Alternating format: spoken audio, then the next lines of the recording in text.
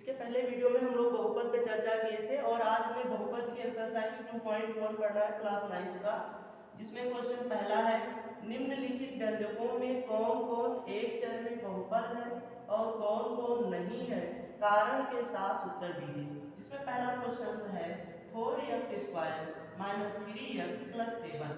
अब ध्यान दीजिए, यहाँ भी x है, यहाँ भी x है, दोनों जगह आपका x है, इसलिए ये एक चर में बहुपद है और x की पावर जो है वो 2 है, x की पावर 1 है, तो चर घात जो है वो एक पूर्ण संख्या है। यहाँ पे चर घात पूर्ण संख्या भी है और एक ही चर है, इसलिए यह एक चर में बहुपद है। यह एक चर में बहुपद है क्योंकि चर घात पूर्ण संख्या है। ऐसे दूसरे में अगर देखेंगे तो y² + √2, अब इसमें भी एक ही चर है केवल और y की पावर 2 है जो कि पूर्ण संख्या है, तो इसलिए यहाँ भी एक चर में बहुपद है क्योंकि चर घात पूर्ण संख्या है। y² + √2 पूर्ण संख्या क्या होती है, इसको आप 7th ईयर से ही पढ़ते आ रहे हैं, होल नंबर। और होल नंबर क्या होती है, जब प्राकृतिक संख्याओं के साथ शून्य को भी सम्मिलित कर लिया जाए तो वह पूर्ण संख्या होती है। तो इसलिए इसकी जो घात है y की, ये 2 है, ऐसे यहाँ पे भी 2 है, 1 है, तो ये सब पूर्ण संख्या है, होल नंबर। तो यह एक चर में बहुपद है क्योंकि चर घात पूर्ण संख्या है। तो इस दोनों का यही आंसर होगा, आप लोग दोनों में इसी को लिख लेना, यह एक चर में बहुपद है क्योंकि चर घात पूर्ण संख्या है। फिर तीसरा क्वेश्चन जो कह रहा है वह 3√t + t√2। अब ध्यान दीजिए, यहाँ पे √t आ गया, जो वेरिएबल्स है, चर है, उस पे रूट लगा है, इसको बाहर निकाल के इधर साइड में देखते हैं। जैसे मान लो √t है, ये t की पावर 1/2 हो जाएगा, रूट जब हटता है तो इसकी पावर 1/2 हो जाता है। अब 1/2 जो है ये पूर्ण संख्या नहीं है। पूर्ण संख्या क्या होती है, 0 1 2 3 4 डॉट डॉट डॉट, तो ये पूर्ण संख्या नहीं है, इसलिए यह एक चर में बहुपद नहीं है। एक चर में बहुपद नहीं है क्योंकि चर घात पूर्ण संख्या नहीं है। चर की घात जो है वो एक पूर्ण संख्या नहीं है, क्योंकि आप यहां से दिख रहा होगा t की पावर 1/2 है, तो इसकी जो घात है ये पूर्ण संख्या नहीं है, इसलिए यह एक चर में बहुपद नहीं है।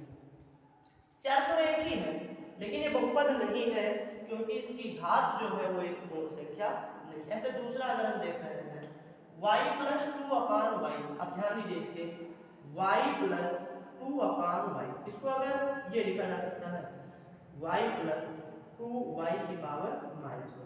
अब ये कहां से हो गया, इसको भी आप लोग देख लीजिए जरा से। आप एक फार्मूला पढ़ के आए थे ईयर्थ में, a की पावर -m = 1/a की पावर m। तो अब इसी बेस पे 1/y की पावर 1 था, ये जब ऊपर गया तो y की पावर -1 होगा, तो y + 2y की पावर -1। अब ये -1 जो है, y की पावर जो है -1, ये एक पूर्ण संख्या नहीं है, होल नंबर नहीं है, इसलिए यह भी एक चर में बहुपद नहीं है। तो इसका भी वही आंसर, तीसरा और चौथा दोनों का आंसर सेम होगा, यह एक चर में बहुपद नहीं है क्योंकि चर घात पूर्ण संख्या नहीं है, दोनों आंसर में। x + y की पावर 3 + t की पावर 15।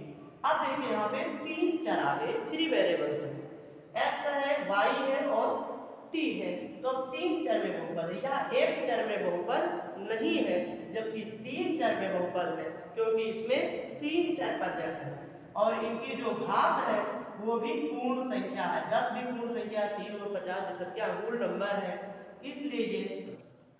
अब इसमें जिसको ना समझ में आया हो वो कमेंट में लिख के पूछ लीजिएगा। फिर हाँ ध्यान दीजिए, दूसरा क्वेश्चन है आपका, निम्नलिखित में से प्रत्येक में x² का गुणांक लिखिए। प्रत्येक से x² का गुणांक लिखना है। पहला क्वेश्चन देखिए,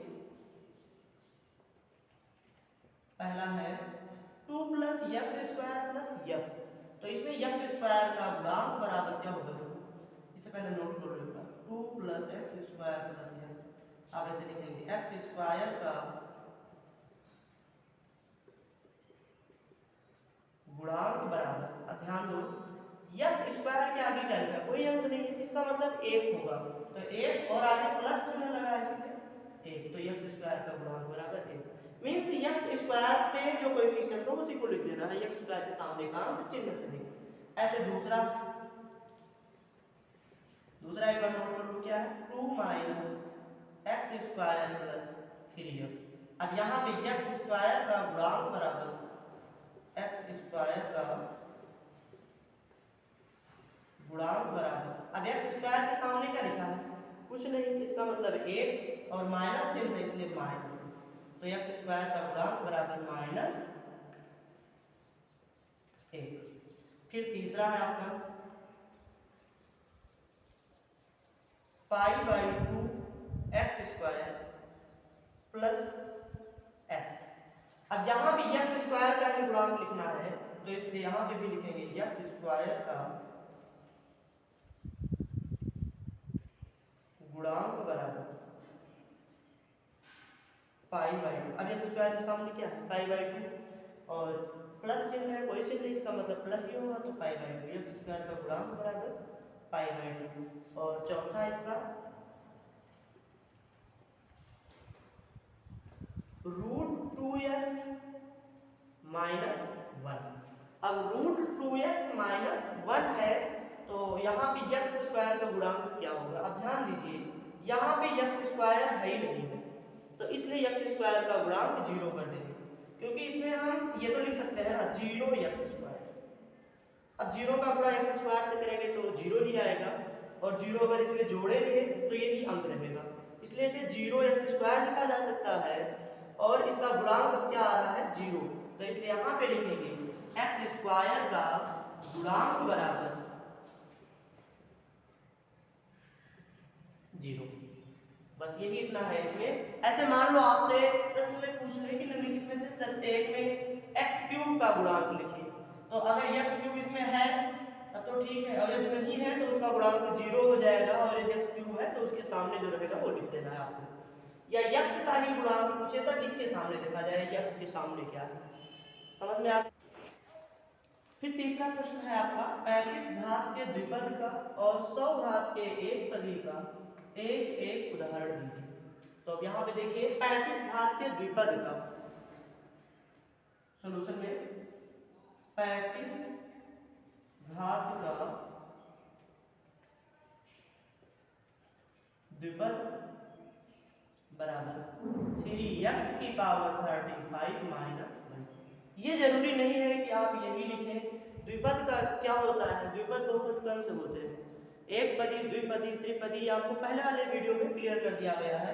मीन्स जिसमें एक पद होते हैं एक पदी, जिसमें केवल 2 ही पद होते हैं द्विपदी, और जिसमें 3 पद होते हैं त्रिपदी बहुपद कहलाते हैं। अब इसमें देखो एक और एक 2 ही पद है इसलिए द्विपद। तो ये जरूरी है कि आप यही लिखो, कोई भी लिख सकते हैं। हाँ ये याद रखना कि यक्स की पावर जो रहे वो 35 रहे, वेरिएबल्स भी आप चेंज कर सकते हैं, लेकिन उसकी जो घात रहे वो 35 होना चाहिए। ऐसे फिर अगला है 100 घात के एक पदी, अब मोनोमियल, तो यहाँ पे लिखेंगे 100 घात की एक पदी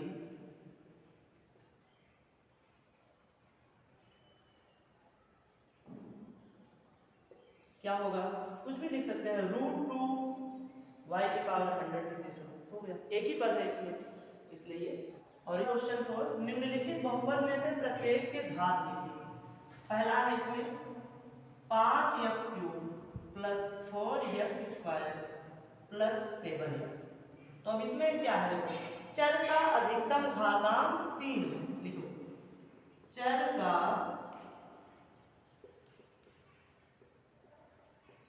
अधिकतम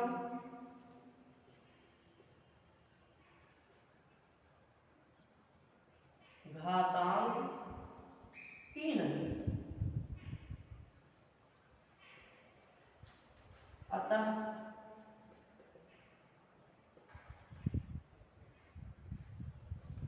बहुपद की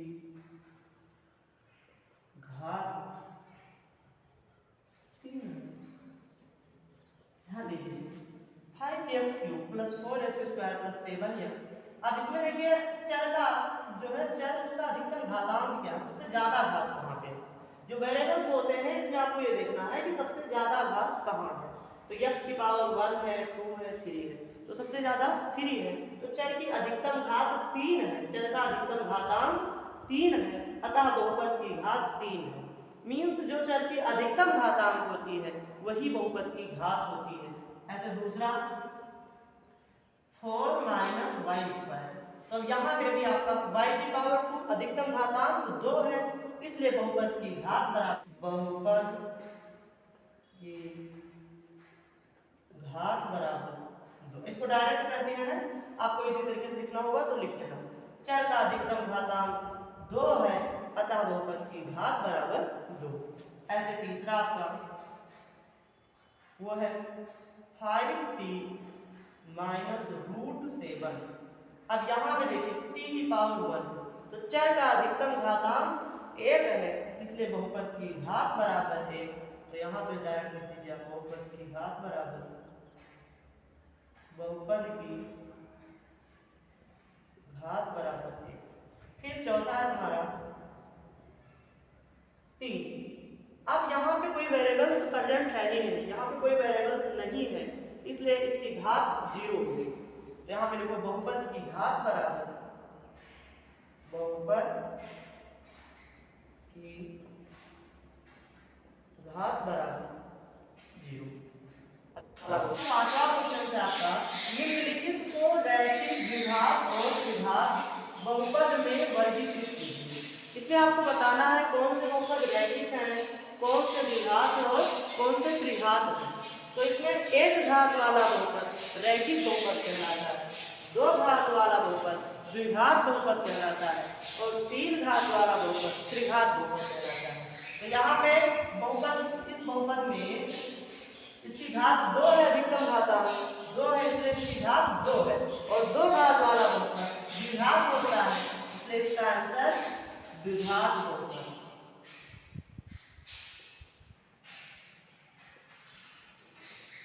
इसमें देखिए x माइनस एक्स क्यूब अधिकतम घात 3 है, इसलिए ये 3 घात वाला बहुपद है, और 3 घात वाला बहुपद त्रिघात बहुपद होता है।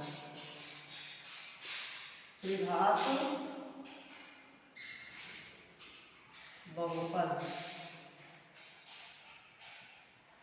y plus y square plus 4। अब यहाँ पे अधिकतम घात 2 है, इसलिए द्विघात वाला बहुपद है, तो यहाँ पे लिखेंगे द्विघात बहुपद। द्विघात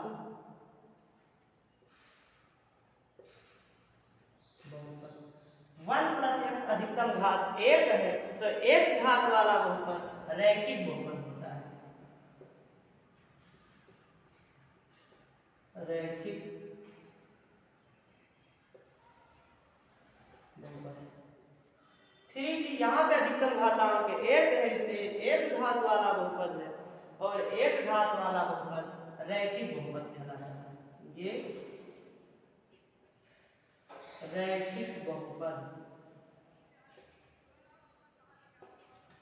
फिर आर स्क्वायर, ये भी एक वेरिएबल ही है, अल्फाबेट का कोई भी अक्षर हो सकता है वेरिएबल। तो ये आर स्क्वायर है, तो इसलिए द्विघात बहुपद, क्योंकि इसकी अधिकतम घात 2 है, और दो घात वाला बहुपद द्विघात होता है। तो द्विघात बहुपद। और फिर सातवां 7x क्यूब अधिकतम घात 3 है, इसलिए 3 घात वाला बहुपद है, और 3 घात वाला बहुपद त्रिघात बहुपद होता है।